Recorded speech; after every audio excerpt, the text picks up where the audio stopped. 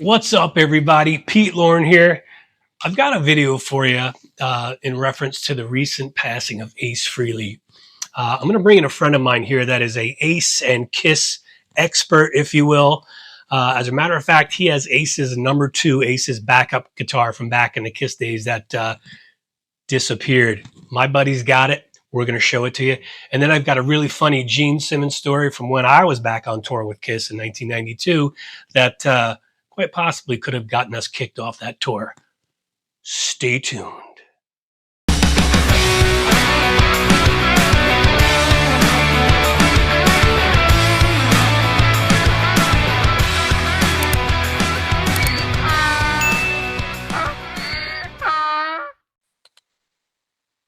Ugh. Hey, we're recording. Good. First of all, cheers, my friend. Clink. What do you have over there? Doing the Ocho Arepo. Oh, I'm starting with Lalo, Ah, but great minds think alike. you know, it's funny. I couldn't find. Oh, well, yeah, no. You're one-upping me there with the Añejo. It's all good. I couldn't find the 750 of the Lalo today at Total Wine. They only had the liter. So anyway, so you know why you're on here. You are the closest thing to Ace Frehley that I know. Oh man. And you know what's, and it's crazy today because they had the service. Yep. And what'd you hear about that? Anything? Very little. It was very hush hush. It was a 2-day thing. It was in Yonkers. Yeah. I don't know how true this is, but supposedly the first day was all like rock stars. Second day was more family. But again, I don't know for sure.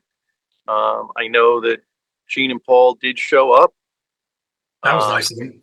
I did hear that some fans showed up and really upset, the family, and, anyone that was there was like, just not cool, but you can understand, fans want to be there, but, time and a place type thing. I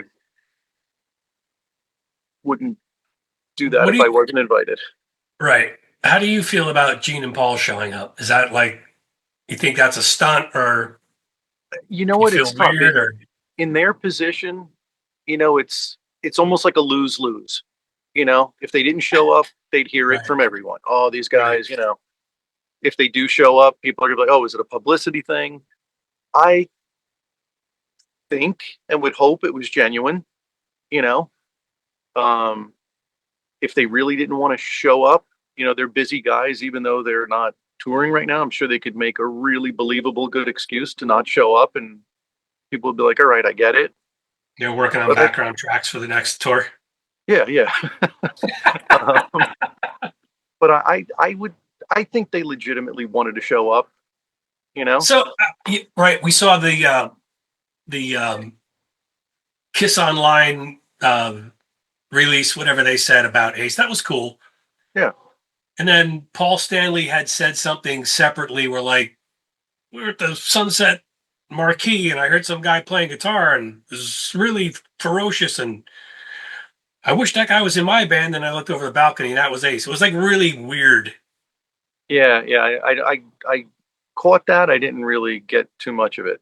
Let me see if I have it here. Was he referring to something more recent, or was that from? No, here it is. Today? It says, I remember 1974 being in my room at the Hyatt on Sunset in LA, and I heard someone playing deep and fiery guitar in the room next door. I thought, boy, I wish that guy was in the band. I looked over the balcony. He was. It was Ace. This is my favorite photo of us. Really cool photo of the two of them. But it's just kind of like, that's almost as weird as like the Roth comment when after Ed had passed and he had said something like, she had her picture of them, and it's been a long, wild road. It's like, that's all you got? Yeah. I mean, I guess it's tough. Some guys can just spill out some heartfelt thing, I guess. These guys have such a history, whether you loved them or hate them, they changed so much in the music industry. Um, and they accomplished so much together. It might have been hard to, really absorb and sink in. Well, plus they've talked a lot of shit about each other quite True, often. true. Um, yeah, so it's tough. They were in a real love-hate relationship for the most part. Like, what was the one thing I'm trying to find it here that Paul Stanley said something about the two of those guys being a cancer in the body that you've got to cut out or something. It's like if they came back in the band, it would be called Piss. Right, I remember that. I mean, those guys. I mean, kind of knowing what I know about Ace now, he probably deserved some of it. Right, right. I mean, we've both been in bands. We've both been basically self-employed. Um, I look at it like, you know, either when you're in a band or have your own business, you don't have four guys running the ship. It's like, Yeah. it'd just be crazy. So usually one or two guys take charge, and you hope that the other guys make up in other ways. Um, but if like now I'm in business 30 years for myself, and there's some guys that are great employees, other ones that, your customers love. They're good guys, but they're the lovable train wreck. But they make you crazy. It's like you want to fire them every day, and you're like, I can't. Like so many customers like this guy. He's not a bad guy, but he always gets in his own way, and you turn into like a bad employee, not where you're purposely doing stuff, but you just shake your head and you're like, why is this person such a train Yeah, wreck? but that's a much bigger decision to make to get rid of Peter Chris and Ace Frehley than you cutting off a guy, out of your business. That's a big decision to make. I don't even, you know as well as I do. I don't know a lot about the history of Kiss. I mean, that's why you're here. I Yeah, mean, the only thing I really know about Kiss is I toured with them in '92 and did about 50 plus shows. yeah. Um, I was never a fan of their music, really. But the weird thing is now with the that's a nice Whoa, throw of your hand. Thank you. Um, if I can your get you back. screen is frozen. Hopefully it pops back in. There it is. After, I mean, we've always given you a hard time about the Ace thing, over the years, just being funny. But dude, honestly, like after what happened to him, like my phone, my social media, everything was about Ace Frehley. So I started watching all these old clips of like interviews with him. He was like, he had crazy energy. He Mm, had that crazy laugh. yeah, And I wonder if that rubbed a couple of people the wrong way? it could have. I mean, someone said this a long not they said it a long time ago, but I only heard it recently.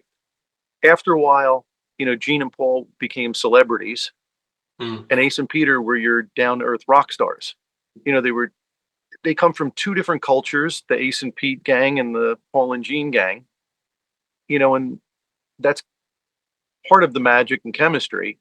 But you could see how they would butt heads, you know, and let's say Gene, wants to portray himself as this crazy wild man, but he's very well grounded, smart yeah, guy, yeah, yeah, never near a train wreck, yeah, but rock and roll, you're supposed to be a train wreck. yeah. It's not cool if you're smart and not into ruining your life, but it's glorified when you do.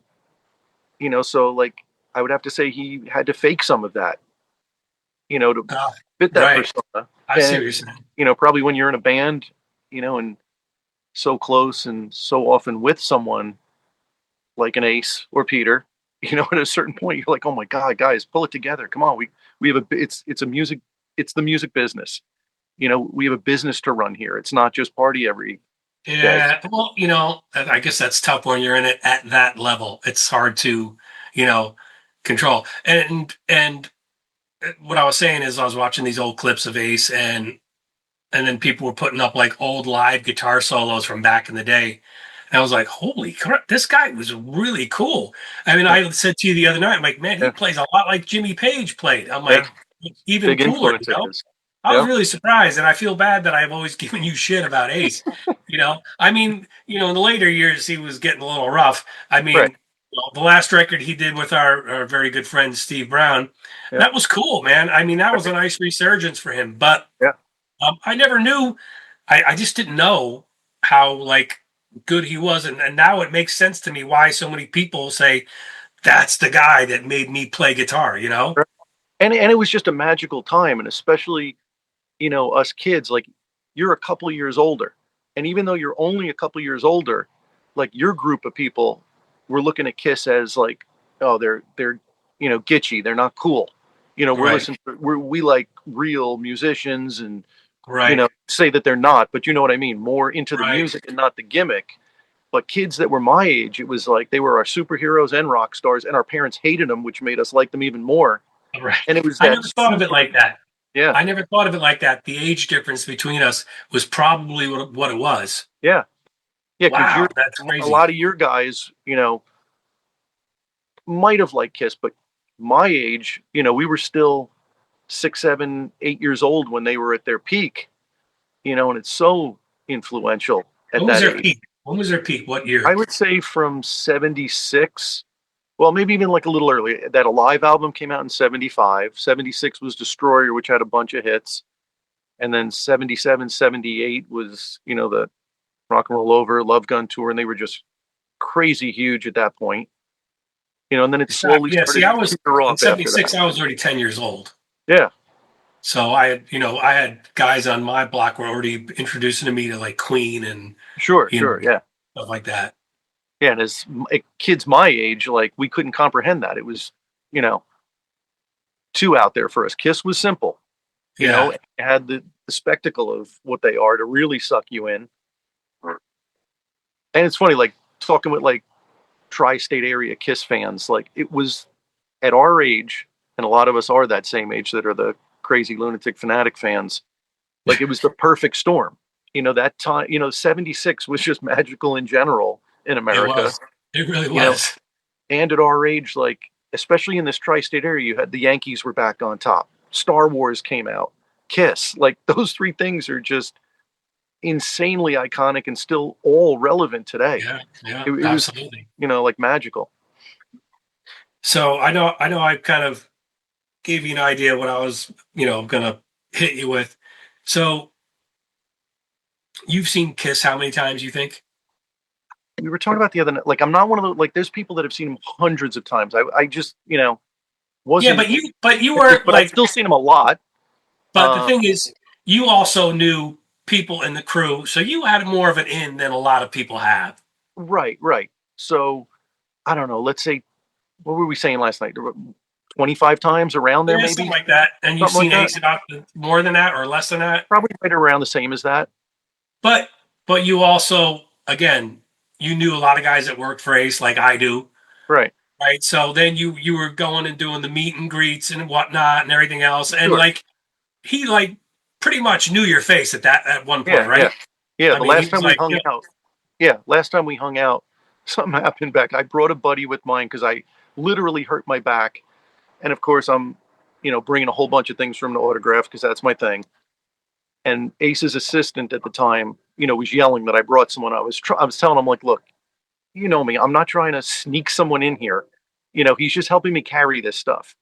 And he got ticked off at me and he threw a platinum album that I had across the room.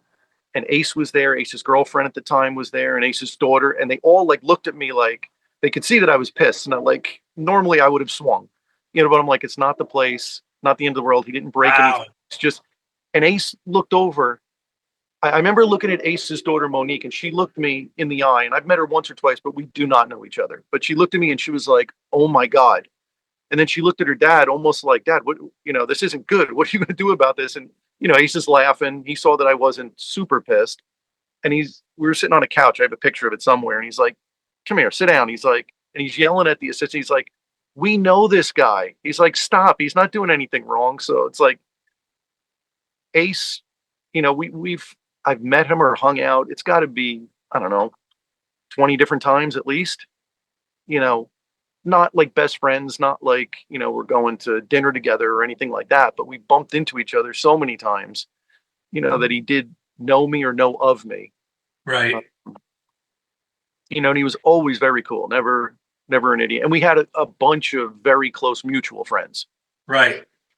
Right. So, So, so in my little pre-video,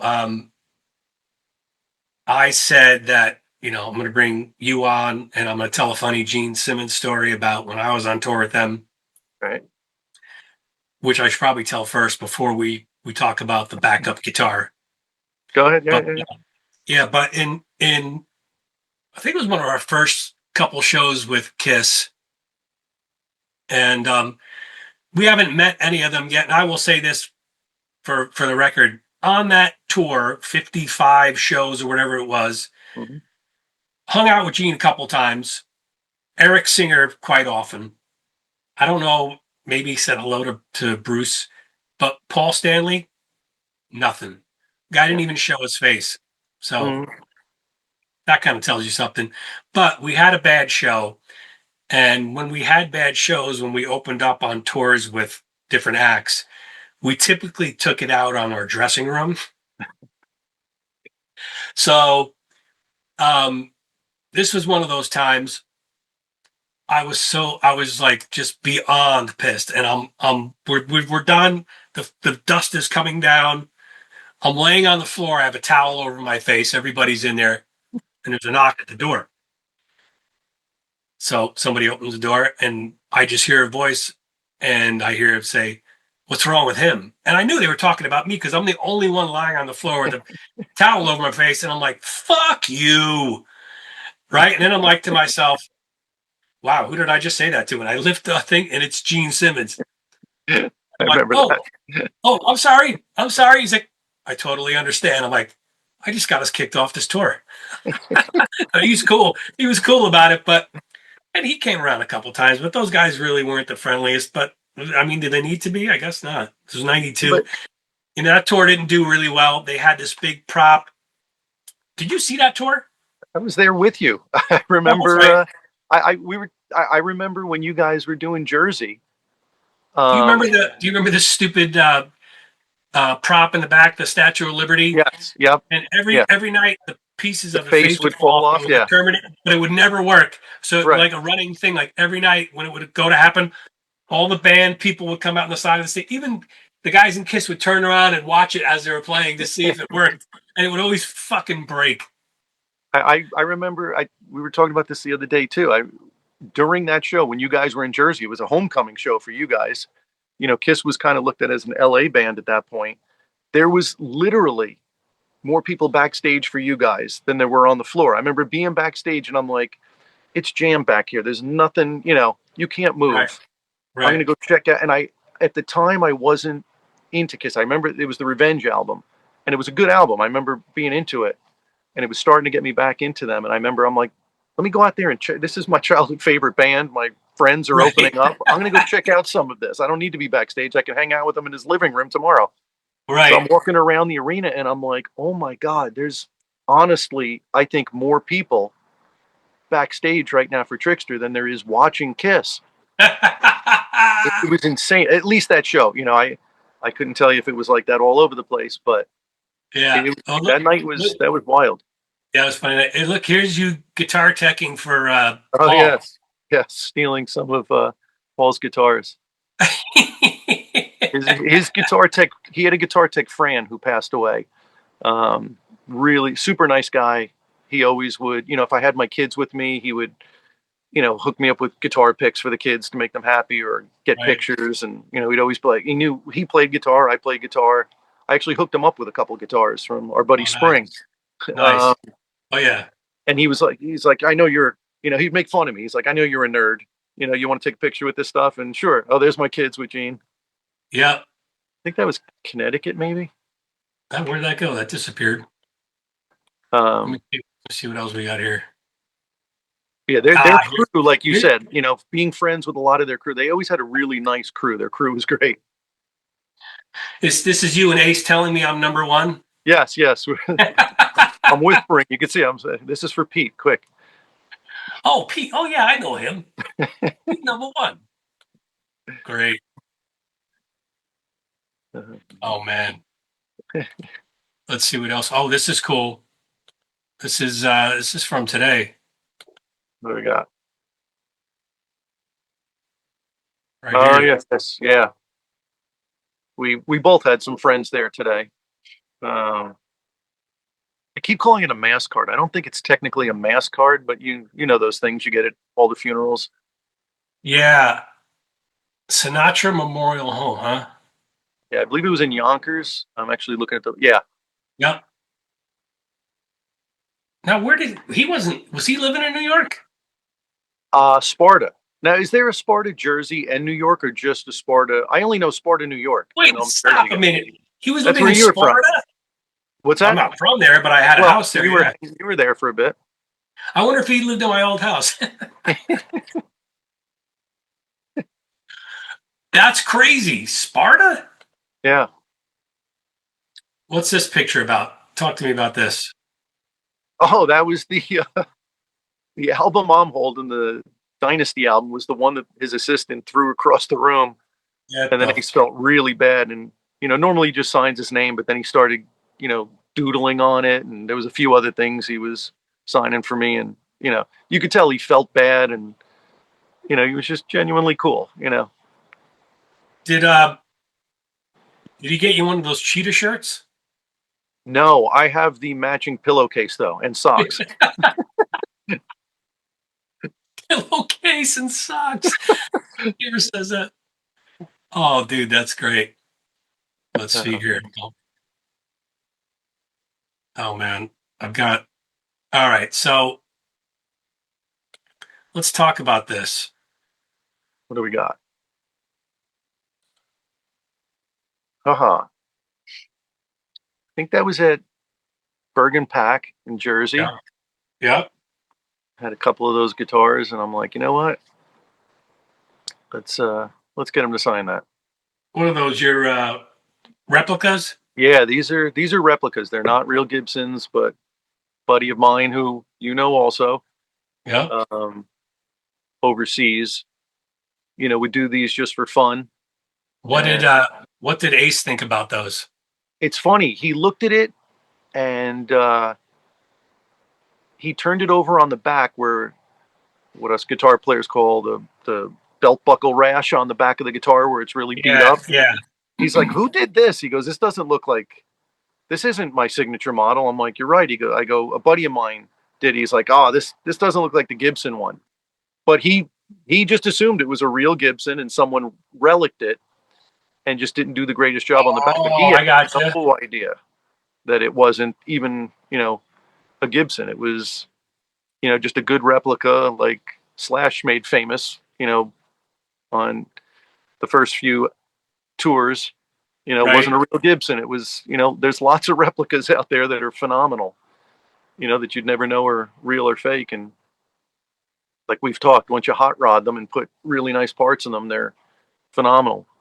Hot rod. Yeah, man. How about this, bud? Ah, yes. So the one on the right is again a replica, the black one, but the one on the Right. left, cool story with that. Well, Let's bring let's it let's let's let's show and up. tell. Yeah. So this one, real Gibson Les Paul. I believe it's a 76. Um, All right, so let me put that up again so I can read that, what it says on it. uh, It says, "Take care of my old backup." All right, this is the guitar that I was telling everybody about. yes. Tell this story. So pretty funny. Like you, growing up in bands, playing a gig in New York, coming home late at night, and in New York, 48th Street was What like year? What year? that had to be early 90s. Okay. I want to say 92. I'd have to go back and I'm horrible with dates, but I think it's around 92. I'm coming back from a gig and drove down West 48th Street. I think I made a loop around because going back to Jersey, it was a one-way street and it would not be taking me back home. And I think I just drove past for the hell of it, even though everything was closed. It probably had to be 2 or 3 in the morning. Yeah. And I saw this guitar hanging in the window. It had different pickups. It had the 3 pickups, but they were, I think, zebra coil instead Okay. of just double cream. But of course, it caught my eye. And at first I thought, I'm like, oh, it looks like someone tried to make, an Ace Frehley tribute guitar. And I remembered, the name of the store. I've been in it a billion times. Went home that night, was thinking about it, and I called the store the next morning. And I'm like, hey, I drove past the other day. I saw this Les Paul. Can you tell me about it? He said, I think it's a 76 or 77, whatever he said. Les Paul standard. He goes, it's pretty beat up. He goes, I believe it was celebrity owned.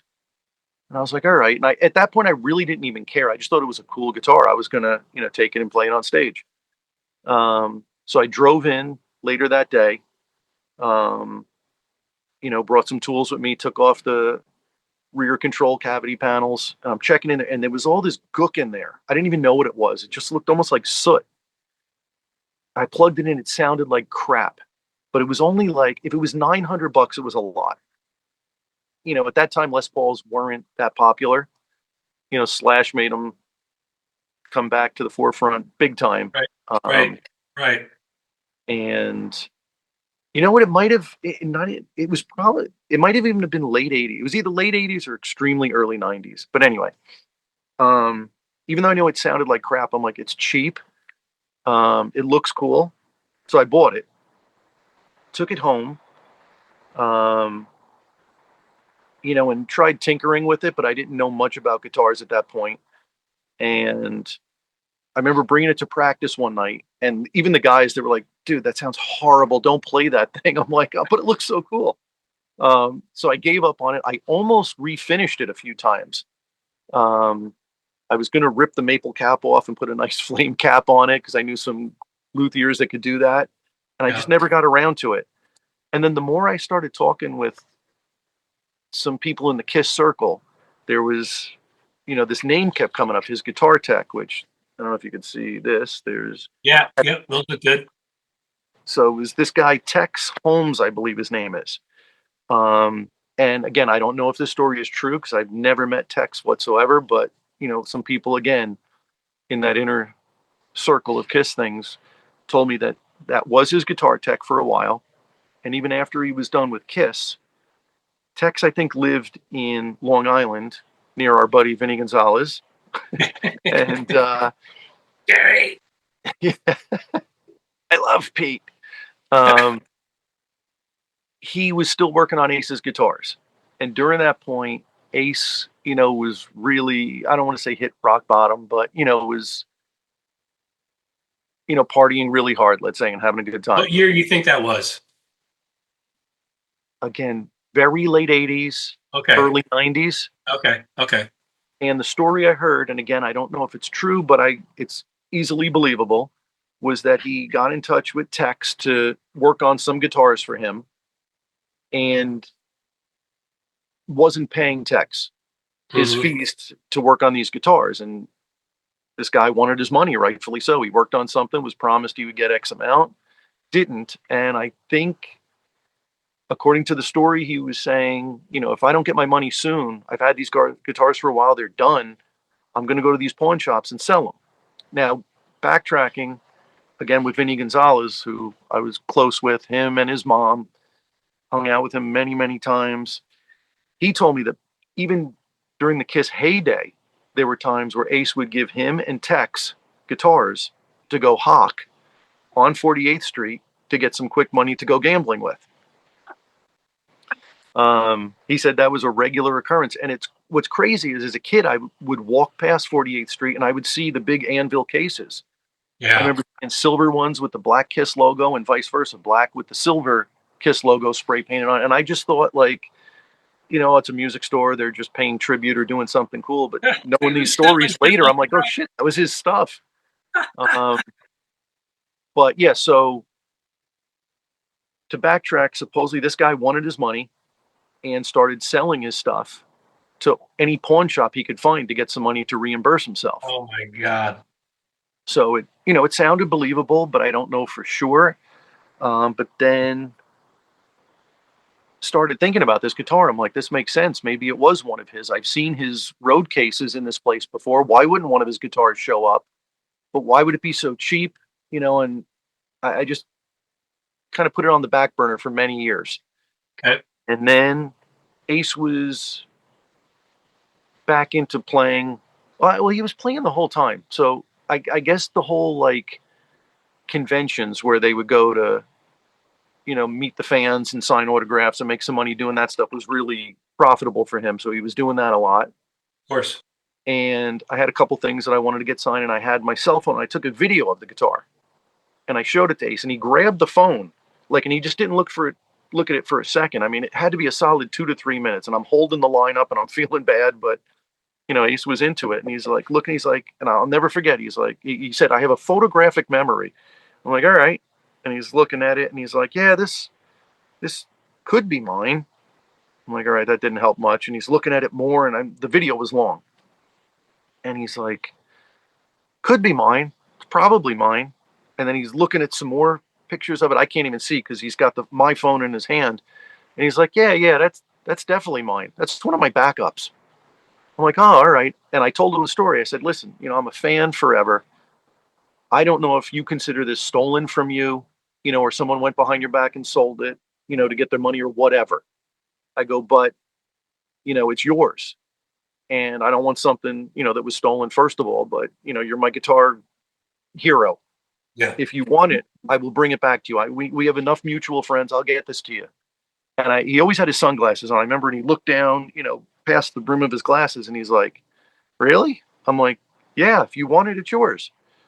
And he's like, nah, that's all right. I'm over it. It's yours now. Wow. I'm like, oh, cool. And I remember saying to him, I'm like, I didn't bring the guitar today, but next time I see you, would you mind signing it? He's like, yeah, of course. I'm like, all right, cool.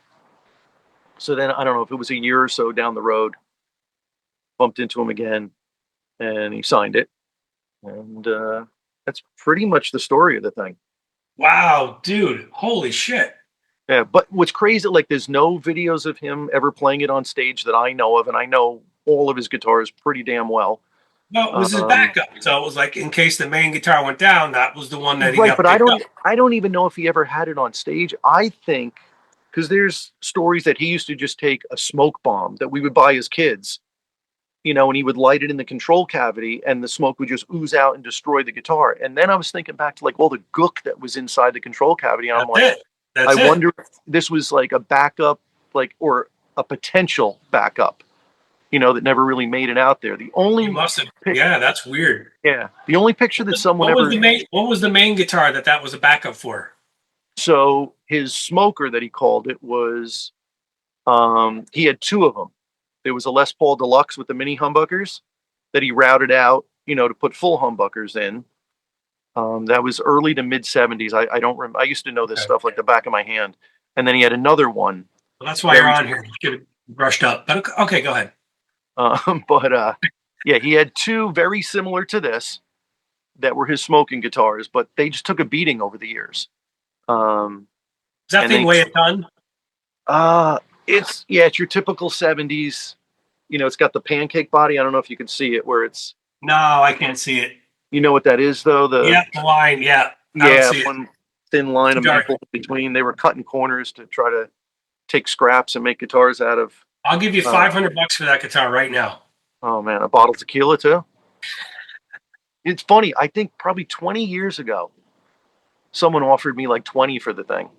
Oh shit! And I was like, wow, that's not a bad profit on a $900 guitar, but like, thank God I didn't need the money and just decided to keep it.